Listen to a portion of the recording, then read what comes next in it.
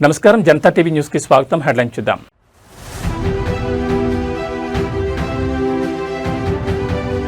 మహిళలు చిన్నారుల రక్షణకు అత్యంత ప్రాధాన్యత, సైబర్ నేరాలపై ప్రత్యేక నిఘా.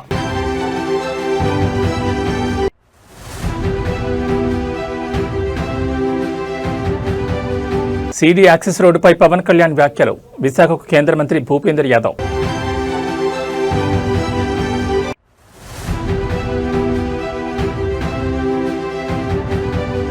గోదావరి జలాలను గరిష్ట స్థాయిలో వినియోగించుకోవాలి, సీఎం రేవంత్ రెడ్డి పిలుపు.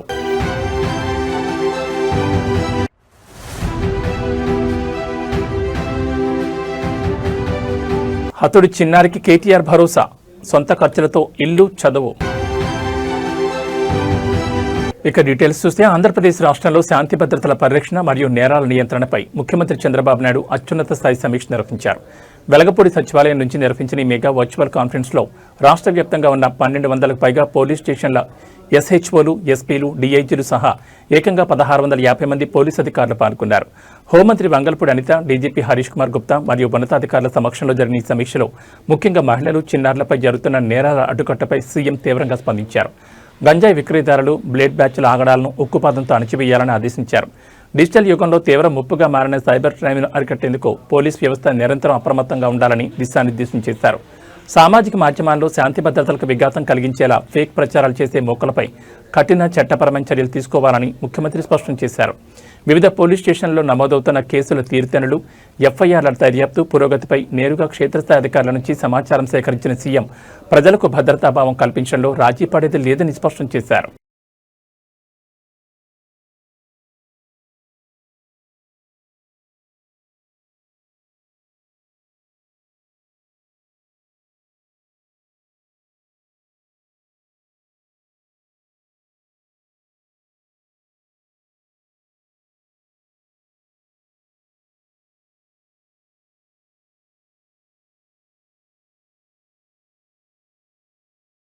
ఆంధ్రప్రదేశ్ రాష్ట్ర ఉప ముఖ్యమంత్రి కొణిదెల పవన్ కళ్యాణ్తో మంగళగిరిలోని ఆయన క్యాంపు కార్యాలయంలో పురపాలక పట్టణాభివృద్ధి శాఖ మంత్రి పొంగూరు నారాయణ బుధవారం సమావేశమయ్యారు.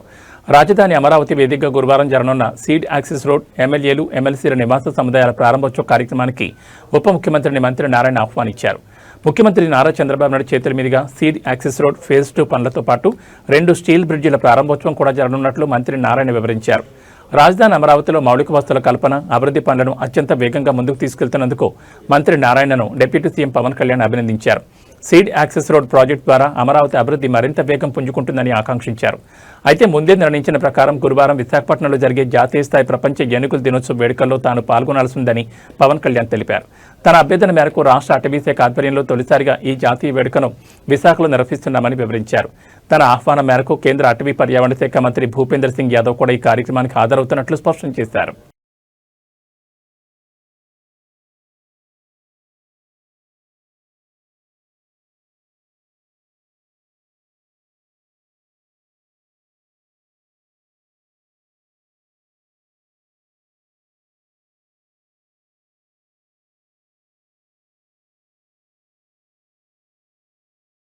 తెలంగాణలో గోదావరి జలాలను గరిష్ట స్థాయిలో వినియోగించుకోవాలని ముఖ్యమంత్రి రేవంత్ రెడ్డి అధికారులను ఆదేశించారు. ఎల్లంపల్లితో పాటు దేవాదుల, సీతారామ ప్రాజెక్టుల నుంచి సాధ్యమైనంత మేరకు ఎత్తిపోతలు చేపట్టాలని సూచించారు. హైదరాబాద్ ఎంసీఆర్ హెచ్ఆర్డీలో నీటిపారుదల శాఖ మంత్రి ఉత్తమ్ కుమార్ రెడ్డి మరియు ఉన్నతాధికారులతో కలిసి సాగునీటి ప్రాజెక్టులపై సీఎం ఉన్నత స్థాయి సమీక్ష నిర్వహించారు. సమావేశంలో మంత్రి ఉత్తమ్ కుమార్ రెడ్డి మాట్లాడుతూ దేవాదుల నుంచి గతంలో ఎన్నడూ లేని విధంగా ఒకేసారి 90 పంపులతో ఎత్తిపోతలు చేపడుతున్నట్లు సీఎం దృష్టికి తీసుకెళ్లారు. పలు ప్రాజెక్టుల కింద ముంపునకు గురైన గ్రామాలు, కొద్దిపాటి భూములకు సంబంధించిన R&R పరిహారాన్ని వెంటనే చెల్లించేలా కార్యాచరణ రూపొందించాలని సీఎం ఆదేశించారు. అధికారులు క్షేత్రస్థాయిలో పర్యటించి తక్షణ ప్రభావం పడే గ్రామాలకు పరిహారం అందిస్తే బస్వాపూర్, గౌరవెల్లి ప్రాజెక్టులను నీటితో నింపే అవకాశం ఉంటుందని స్పష్టం చేశారు.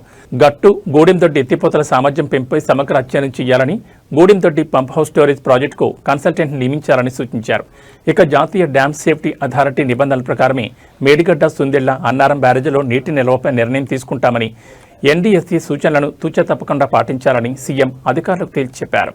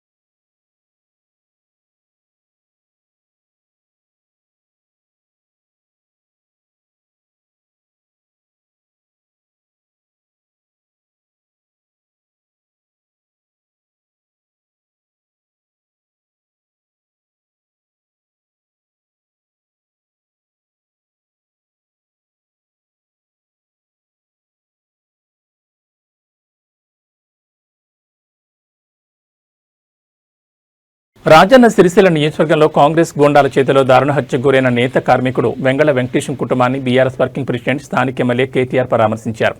బాధిత కుటుంబ సభ్యులను నేరుగా కలిసి ఓదార్చిన కేటీఆర్ వారికి అన్ని విధాలా అండగా ఉంటామని కొండ తంబయాన్నిచ్చారు. ఈ పరామర్శ సందర్భంగా కేటీఆర్ అత్యంత ఉద్వేగానికి లోనయ్యారు. తండ్రిని కోల్పోయి అనాథగా మారిన వెంకటేశం చిన్నారి చదువు పూర్తయ్యే వరకు అయ్యే మొత్తం ఖర్చులను తాను సొంతంగా భరిస్తానని ప్రకటించారు. అంతేకాకుండా ఆ కుటుంబానికి తక్షణమే పక్కా ఇల్లు నిర్మించి ఇచ్చే బాధ్యతను కూడా తానే స్వయంగా తీసుకుంటున్నట్లు స్పష్టం చేశారు. కుటుంబానికి బీఆర్ఎస్ పార్టీ ఎల్లవేళ్ల అండగా ఉంటుందని భరోసా ఇచ్చారు. శాంతియుతంగా ఉండే సిరిసిల్లలో కాంగ్రెస్ నాయకులు కార్యకర్తలు గూండాయిజానికి పాల్పడుతూ అమాయక నేత కార్మికుల ప్రాణాలు తీస్తున్నారని కేటీఆర్ తీవ్ర ఆగ్రహం వ్యక్తం చేశారు. అధికార మదంతో రెచ్చిపోతున్న హంతకులను వారి వెనుక ఉన్న నేతలను వదిలిపెట్టేది లేదని హెచ్చరించారు. ఈ దారుణ హత్య కారణమైన నిందితులను వెంటనే అరెస్ట్ చేసి కఠినంగా శిక్షించాలని పోలీసులను డిమాండ్ చేశారు.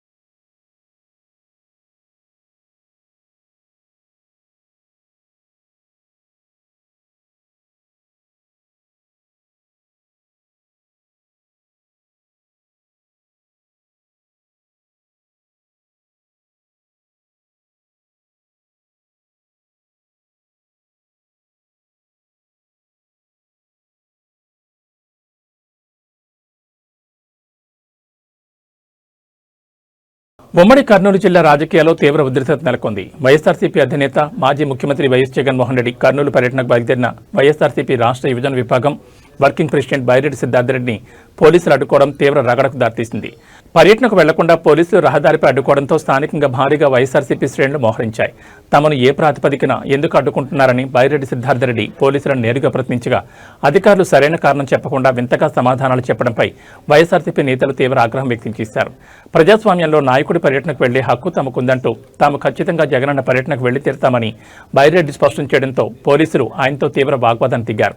కూటమి ప్రభుత్వం ఉద్దేశపూర్వకంగానే పోలీసులను అడ్డుపెట్టుకుని వైఎస్ఆర్సీపీ నేతలను పర్యటనకు వెళ్లకుండా నిర్బంధిస్తోందని బైరెడ్డి సిద్ధార్థరెడ్డి మండిపడ్డారు. ప్రతిపక్ష నేత పర్యటనకు వస్తున్న జనసందోహాన్ని చూసి ఓర్వలేకే ఇటువంటి అక్రమ అడ్డగింతలకు పాల్పడుతున్నారని ధ్వజమెత్తారు. పోలీసుల తేలిక నిరసనగా వైఎస్ఆర్సీపీ శ్రేణులు ప్రభుత్వం మరియు పోలీసులకు వ్యతిరేకంగా నినాదాలు చేశారు.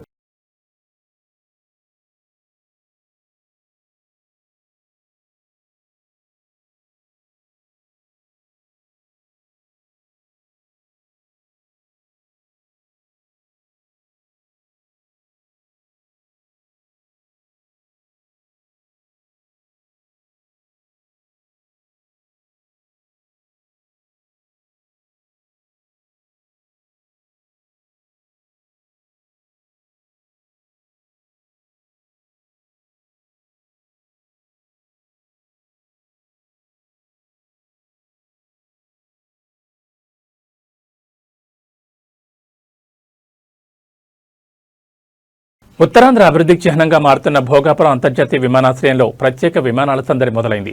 కేంద్ర పౌర విమానయాన శాఖ ప్రకటించిన గడువు కంటే ముందే ఈ నూతన ఎయిర్పోర్ట్లో ప్రత్యేక విమానం ల్యాండ్ అవ్వడం విశేషంగా మారింది. న్యూఢిల్లీ నుంచి బయలుదేరిన ఈ ప్రత్యేక విమానంలో పలువురు కీలక రాజకీయ నాయకులు, ప్రజాప్రతినిధులు కలిసి ప్రయాణించారు. ఢిల్లీ నుంచి వచ్చిన ఈ ప్రత్యేక విమానంలో భీమిలి ఎమ్మెల్యే మాజీ మంత్రి గంటా శ్రీనివాసరావు, అనకాపల్లి ఎంపీ సీఎం రమేష్తో పాటు రాష్ట్ర ఆరోగ్య శాఖ మంత్రి సత్యకుమార్, ఎమ్మెల్యే కామినేని శ్రీనివాస్ మరియు కాంగ్రెస్ మాజీ ఎంపీ కేబీవీ రామచంద్రరావు తదితరులు ఒకేసారి కాకతీయంగా ప్రయాణించి భోగాపురం చేరుకున్నారు. విమానాశ్రయంలో ల్యాండ్ అయిన నేతలకు స్థానిక వర్గాలు, అధికారులు ఘనస్వాగతం పలికారు. వాస్తవానికి నెల 17వ తేదీ తర్వాత నుంచే భోగాపురం ఎయిర్పోర్ట్ నుంచి రెగ్యులర్ విమాన సర్వీసులు ప్రారంభమవుతాయని పౌర విమానయాన శాఖ ఇదివరకే స్పష్టం చేసింది. అయితే అధికారిక తేదీకి ముందే ప్రత్యేక విమానాల ల్యాండింగ్లు ప్రారంభం కావడంతో ఎయిర్పోర్ట్ ప్రాంతంలో సందడి వాతావరణం నెలకొంది. త్వరలోనే వాణిజ్య విమానాలు సైతం అందుబాటులోకి రానుండడంతో ఉత్తరాంధ్ర ప్రజలు హర్షం వ్యక్తం చేస్తున్నారు.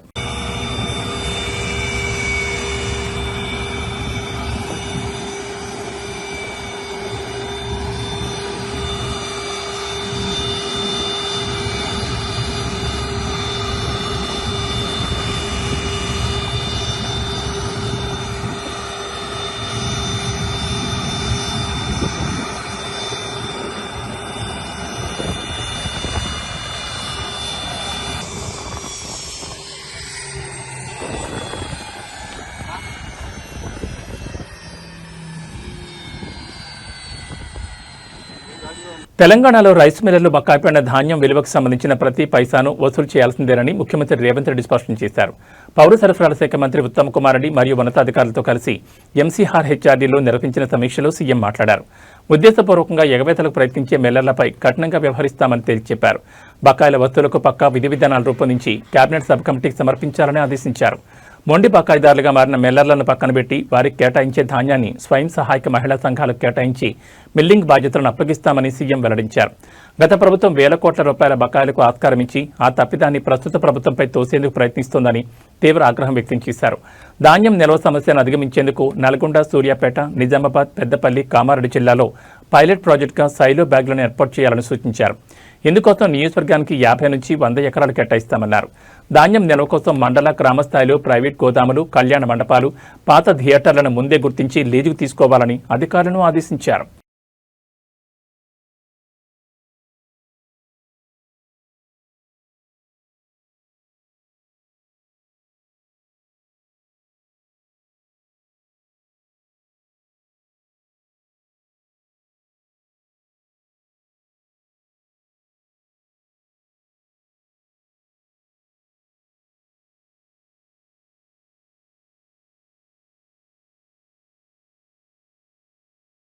విశాఖపట్నం వేదికగా ప్రతిష్టాత్మకంగా జరుగుతున్న ప్రపంచ ఏనుగుల దినోత్సవ జాతీయ వేడుకల్లో పాల్గొనేందుకు రాష్ట్ర ఉప ముఖ్యమంత్రి కొణిదెల పవన్ కళ్యాణ్ విశాఖ చేరుకున్నారు. విమానాశ్రయం వద్ద ఆయనకు నియోజకవర్గ ఎమ్మెల్యేలు, కార్పొరేషన్ చైర్మన్లు, కూటమి నాయకులు మరియు జిల్లాధికారులు అత్యంత ఘనస్వాగతం పలికారు. ఎయిర్పోర్టులో పవన్ కళ్యాణ్కు ఎమ్మెల్యేలు పంచగాల రమేష్ బాబు, వంశీకృష్ణ, శ్రీనివాస్ యాదవ్, సుందరపు విజయ్ కుమార్, విష్ణుకుమార్ రాజుతో పాటు డీసీసీబీ చైర్మన్ కోన తాతారావు ఘనంగా పూల బొకేలు అందించి స్వాగతించారు. ఇటీవల భుజానికి శస్త్రచికిత్స చేరడంతో చేయి ఇబ్బందిగా ఉన్నప్పటికీ పవన్ కళ్యాణ్ తన వాహనం నుంచి కిందకు దిగి స్వాగతం పలికేందుకు వచ్చిన నాయకులు, అభిమానులకు ప్రత్యేకంగా అభివాదం చేస్తూ ముందుకు సాగారు. విశాఖపట్నంలో రాష్ట్ర అటవీ శాఖ ఆధ్వర్యంలో తొలిసారిగా నిర్వహిస్తున్న ఈ జాతీయ స్థాయి కార్యక్రమంలో కేంద్ర సహాయ మంత్రి కీర్తివర్ధన్ సింగ్తో కలిసి ఉప ముఖ్యమంత్రి పవన్ కళ్యాణ్ పాల్గొన్నారు. అడవుల సంరక్షణ, ఏనుగులు, మానవ సంఘర్షణ నివారణ మరియు వన్యప్రాణుల రక్షణపై ఈ వేడుకల్లో కీలక సందేశాన్ని అందించారు.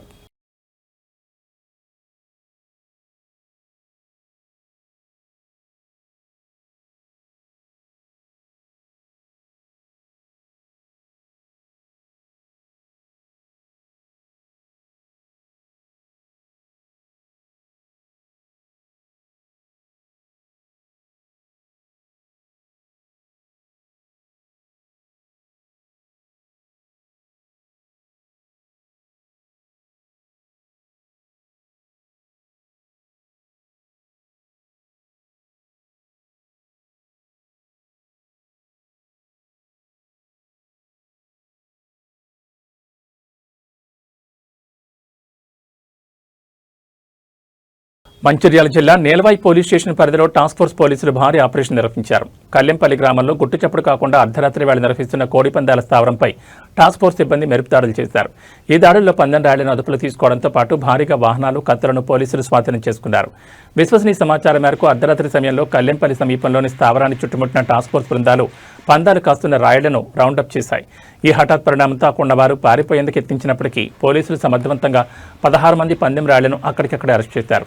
ఈ సోదాల్లో పందెం స్థావరం నుంచి 24,040 రూపాయల నగదు, 4 పందెం కోళ్లు, ఏకంగా 45 పందెం కత్తులతో పాటు 18 ద్విచక్ర వాహనాలు, 12 సెల్ ఫోన్లను టాస్క్ ఫోర్స్ అధికారులు స్వాధీనం చేసుకున్నారు. పట్టుబడిన నిందితులను సీజ్ చేసిన సామగ్రిని తదుపరి చట్టపరమైన చర్యల నిమిత్తం నేల్వాయి పోలీస్ స్టేషన్కు అప్పగించారు. జిల్లాలో చట్ట వ్యతిరేక కార్యకలాపాలకు పాల్పడితే కఠిన చర్యలు తప్పవని పోలీసులు హెచ్చరించారు.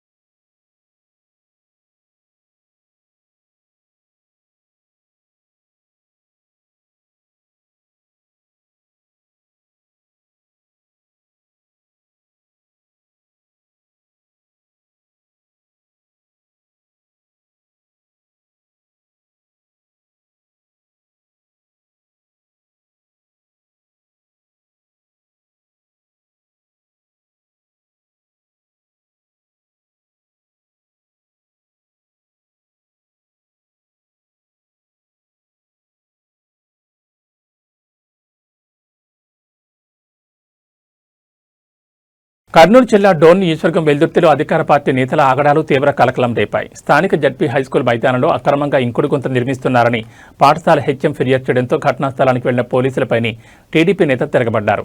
విధులు నిర్వహిస్తున్న కానిస్టేబుల్పై దాడికి తెగబడ్డంతో పాటు ఎస్ఐకి తీవ్ర హెచ్చరికలు జారీ చేయడం స్థానికంగా గందరగోళం దారితీసింది. వెల్దుర్తి జడ్పీ హైస్కూల్ ప్రాంగణంలో అనుమతులు లేకుండా అక్రమ తవ్వకాలు జరుపుతున్నారన్న ఫిర్యాదుతో పోలీసులు అక్కడికి చేరుకున్నారు. పనులను నిలిపివేయాలని కోరిన కానిస్టేబుల్పై టీడీపీ నాయకుడు శ్రీనివాసులు గౌడ్ దౌర్జన్యానికి దిగారు. బాధ్యతాయుతంగా పనిచేస్తున్న కానిస్టేబుల్పై చేయి చేసుకోవడమే కాకుండా అక్కడికి వచ్చిన ఎస్ఐ కూడా బూతులు తిడుతూ బహిరంగ వార్నింగ్ ఇవ్వడం విజువల్స్ లో స్పష్టంగా కనిపిస్తోంది. వెల్దుర్తి జడ్పీ హైస్కూల్ ప్రాంగణంలో అనుమతులు లేకుండా అక్రమ తవ్వకాలు జరుపుతున్నారన్న ఫిర్యాదుతో పోలీసులు అక్కడికి చేరుకున్నారు. పనులను నిలిపివేయాలని కోరిన కానిస్టేబుల్పై టీడీపీ నాయకుడు శ్రీనివాసులు గౌడ్ దౌర్జన్యానికి దిగారు. బాధ్యతాయుతంగా పనిచేస్తున్న కానిస్టేబుల్పై చేయి చేసుకోవడమే కాకుండా అక్కడికి వచ్చిన ఎస్ఐకి కూడా బూతులు తిడుతూ బహిరంగ వార్నింగ్ ఇవ్వడం స్పష్టంగా కనిపిస్తోంది.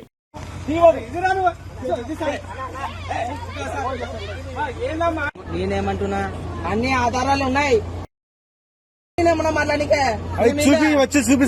చూపించిన తర్వాత గుదా నోరు మూసుకుంటావు. నేను మీద కేసేస్తా, నేను మళ్ళా ప్రైవేట్ కంప్లైంట్ చేస్తా.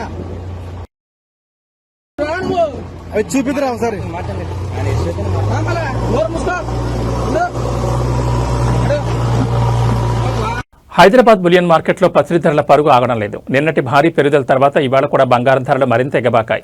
శ్రావణ మాస పండుగల వేళ కొనుగోళ్ల డిమాండ్ పెరగడం మరియు అంతర్జాతీయ మార్కెట్ ప్రభావంతో భాగ్యనగరంలో తులం బంగారం ధర కొత్త రికార్డు స్థాయికి చేరింది. హైదరాబాద్ బులియన్ మార్కెట్ తాజా సమాచారం ప్రకారం 24 క్యారెట్ల 10 గ్రాముల స్వచ్ఛమైన పసిడి ధర ఇవాళ మరో ₹270 పెరిగి 1,55,130 మార్కు చేరుకుంది. ఇక ఆభరణాల తయారీకి వాడే 22 క్యారెట్ల 10 గ్రాముల బంగారం ధర ₹250 ఎగబాకి 1,42,200 పలుకుతోంది.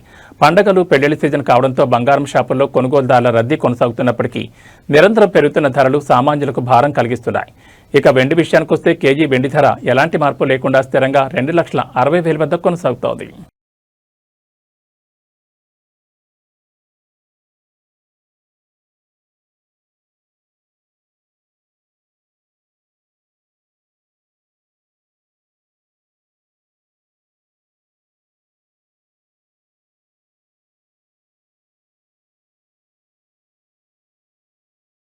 ఆంధ్రప్రదేశ్ రాష్ట్రంలో వాతావరణం ఒక్కసారిగా మారిపోయింది. వాయువ్య బంగాళాఖాతంలో పశ్చిమ బెంగాల్ తీర ప్రాంతంలో తీవ్ర అల్పపీడనం కేంద్రీకృతమై ఉన్నట్లు ఆంధ్రప్రదేశ్ రాష్ట్ర విపత్తుల నిర్వహణ సంస్థ వెల్లడించింది. రాబోయే గంటల్లో ఇది మరింత బలపడి తీవ్ర రూపం దాల్చనుండటంతో రాష్ట్ర యంత్రాంగం అప్రమత్తమైంది. ఏపీఎస్డీఎంఈ అందించిన వివరాల ప్రకారం ఈ అల్పపీడనం పశ్చిమ బెంగాల్ మీదుగా వాయు దిశగా ప్రయాణిస్తూ జార్ఖండ్ వైపు కదులుతోంది. ఇవాళ సాయంత్రం లోపు ఇది క్రమంగా వాయుగుండంగా బలపడే అవకాశం ఉందని అధికారులు స్పష్టం చేశారు. దీని ప్రభావంతో తీర ప్రాంతాల్లో ఈదురుగాలుల తీవ్రత పెరిగే అవకాశం ఉందని వాతావరణ శాఖ అంచనా వేస్తోంది. ఈ వాయుగుండం ప్రభావంతో ఆంధ్రప్రదేశ్లోని పలు జిల్లాల్లో ఉరుములు, మెరుపులు మరియు పిడుగులతో కూడిన తేలికపాటి నుంచి మోస్తరు వర్షాలు కురిసే అవకాశం ఉంది. వర్షాలు కురిసే సమయంలో బయట ఉన్న ప్రజలు, ముఖ్యంగా రైతులు, వ్యవసాయ కూలీలు చెట్ల కింద గానీ విద్యుత్ స్తంభాల వద్ద గానీ ఉండకూడదని, సురక్షిత ప్రాంతాల్లో ఆశ్రయం పొందాలని ఏపీఎస్డీఎంఏ తీవ్ర హెచ్చరికలు జారీ చేసింది.